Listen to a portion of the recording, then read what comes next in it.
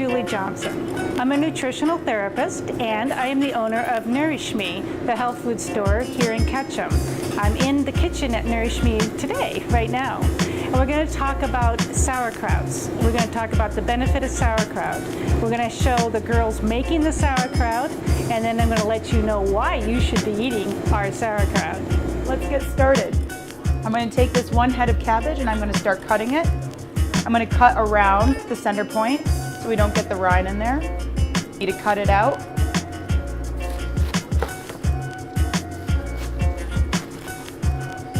Try and get as much cabbage as you can, and then we're going to start shredding it.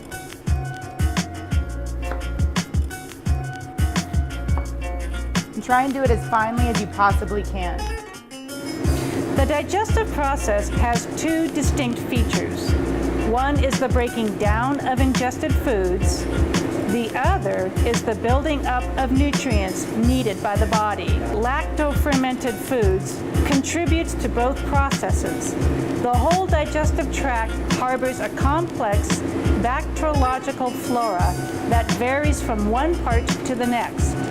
Lacto-fermented foods normalize the acidity of the stomach.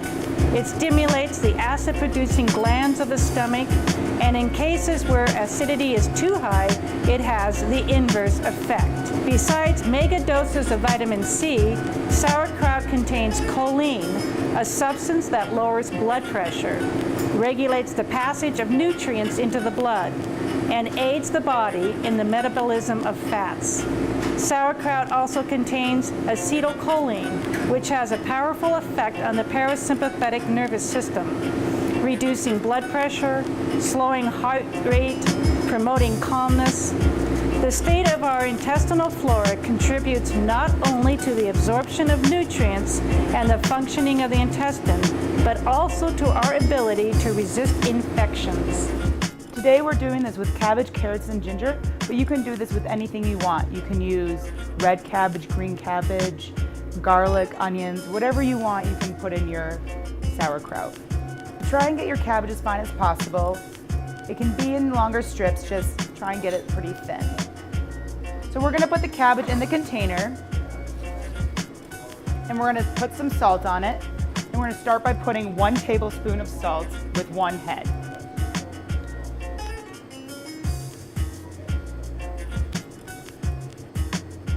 After we put the tablespoon of salt in, we're going to start massaging the cabbage. This process takes a long time, so you're really going to try and break down the cabbage. Use whatever technique you have, your hands, your feet, your elbows. Can pound it, whatever you can to do it. Once you've got your cabbage sitting and massaged it with salt, you can start with cutting your carrots and shaving them. So I'm just going to cut the ends and the tops off right now, and then I'm going to peel all the skin off.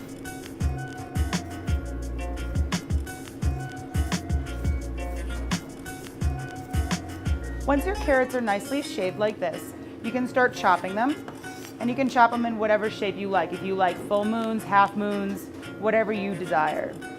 So I'm going to do half moons right now. Start by chopping my carrot down the middle, and then I'm going to slice it.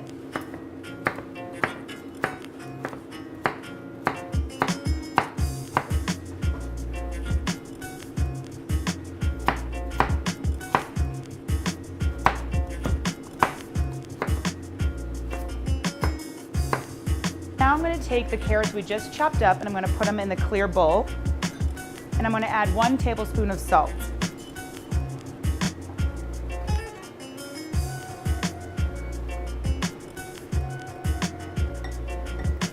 And mix all those carrots up.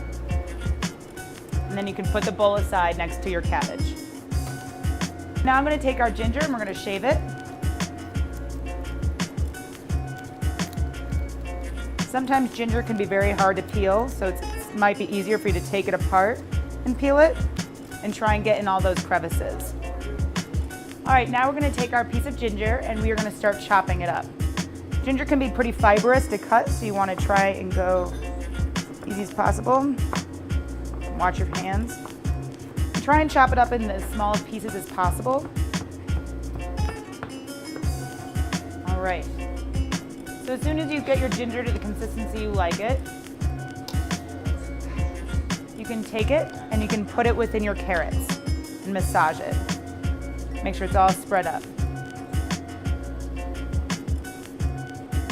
After massaging the cabbage for a while, you're going to take your cabbage and see if you can wring out some of the water.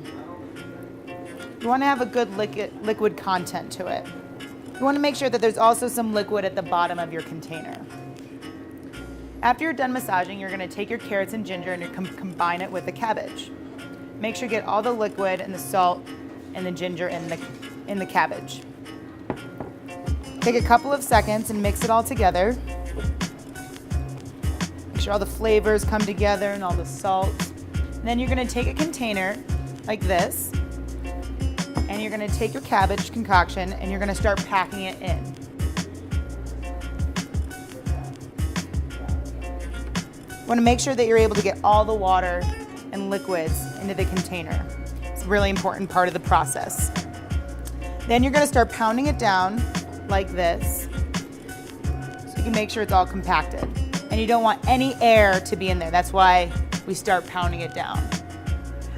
So right now we have just done our kraut with its natural fermented juices.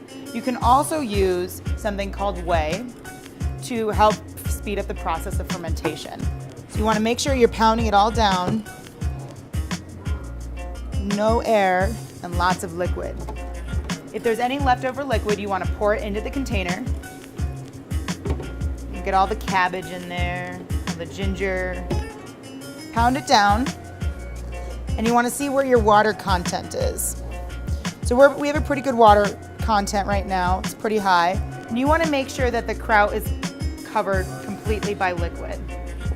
Another technique that we like to use sometimes is taking a clean cabbage leaf and putting it on top of the kraut in the container. This helps keep all the kraut at a level and keeps it all below the liquid. So if you want to take your leaf and you want to put it in there, and you kind of want to try and fold it around the edges so it keeps all the kraut down. Take a container of any size and fill it with liquid and put a seal on it. And then you're going to drop the container into your jar. You're going to press it down. This is to hold your kraut down and to keep everything below the liquids. You're going to take a cap and put it on your jar, and you're going to put this in a dry, dark place.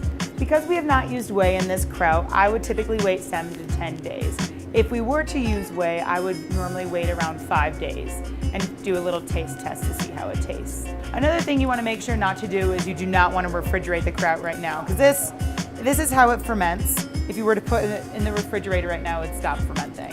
And that's how we make kraut here at NourishMe.